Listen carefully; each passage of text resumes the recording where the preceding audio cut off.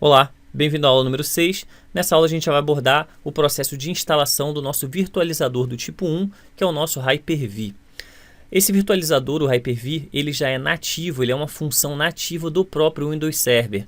Óbvio que você também pode instalar no Windows 10. Do Windows 8 em diante você já permitia o processo de instalação do Hyper-V, dessa função Hyper-V.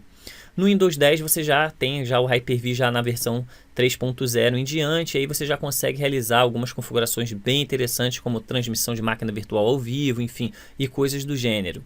O Windows Server 2012 ele já trouxe diversas novidades e o Windows Server 2016 adicionou outras novidades bem bacanas, bem interessantes, como por exemplo você poder adicionar memória e placa de rede na máquina a quente, ou seja, a máquina virtual funcionando já permite que você não precise desligar essa máquina para que você consiga adicionar.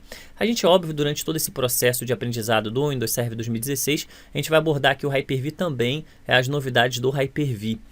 E esse processo, como eu já falei, da instalação do Hyper-V, ele é uma função nativa do próprio Windows Server. Então facilita bastante nosso processo de instalação. Ele é um virtualizador do tipo 1, ele é aquele virtualizador que ele só tem uma camada fina de software então em cima, então ele já está direto em contato total com o hardware, então ele tem uma velocidade muito melhor, uma performance, né, muito melhor se comparado aos virtualizadores do tipo 2, que é o caso do VirtualBox. E com isso fica mais fácil o nosso gerenciar, enfim, as máquinas virtuais. Inclusive é tema da nossa prova, então a gente tem que saber trabalhar com o Hyper-V, a gente tem que ter uma noção, enfim, boa de trabalho do Hyper-V.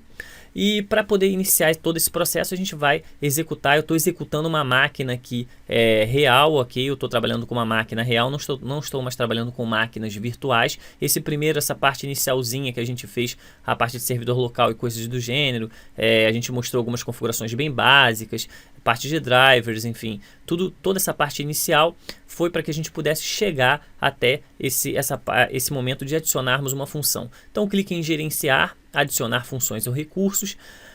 Caso você não tenha ainda desmarcado, marcado aquela primeira tela, marquem aquela primeira tela para ignorar aquela primeira tela. Óbvio, deem uma lida primeiro. Essa aqui já é a segunda tela.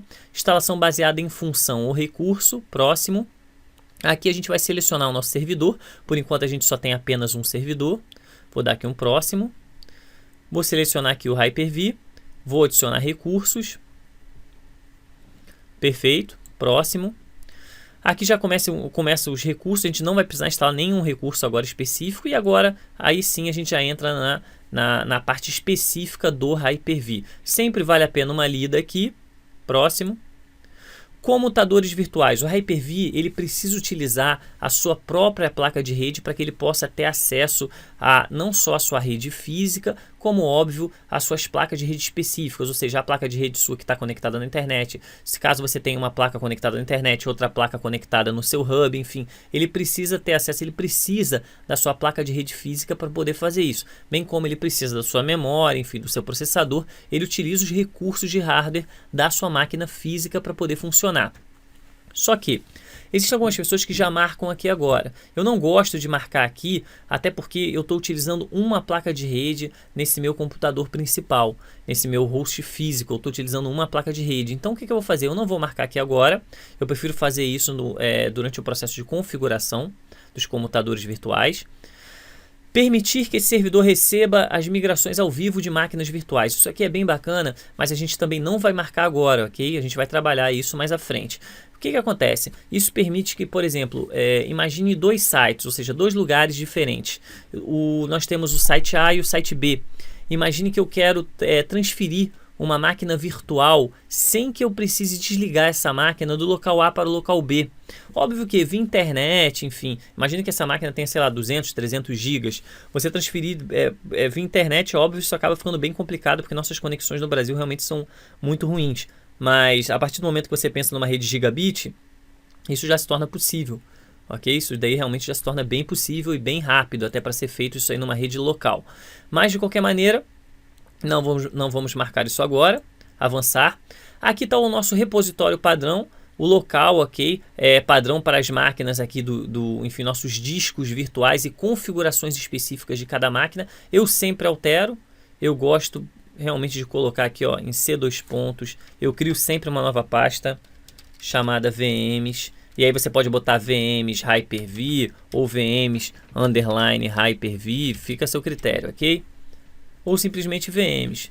Você copia, daqui seleciona tudo Ctrl+C, Ctrl+V, copiou e colou aqui embaixo. É interessante você manter no mesmo local.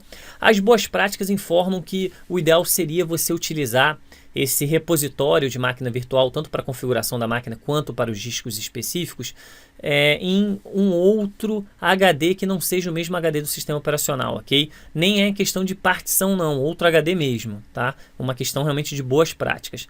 Por fim, vou dar um próximo. E aqui, a partir do momento que eu selecionar aqui, reiniciar cada servidor de destino se necessário, eu vou dar aqui um sim.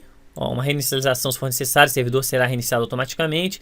Ele vai reiniciar 2 vezes, ok? Uma ele instala o Hypervisor e o outro ele faz todo o processo também, ele termina todo o processo de configuração da máquina virtual, das máquinas virtuais. Então vou dar aqui um sim. A partir do momento que eu clicar em instalar, a instalação é muito rápida, ok? Então eu vou clicar em instalar e a gente retorna, a gente retorna já na próxima aula com as configurações do Hyper-V, já vendo todo o aspecto específico já de cada máquina, criação de máquina, enfim, configuração dos comutadores e todo o processo das máquinas virtuais, ok? Então podem ir para a próxima aula.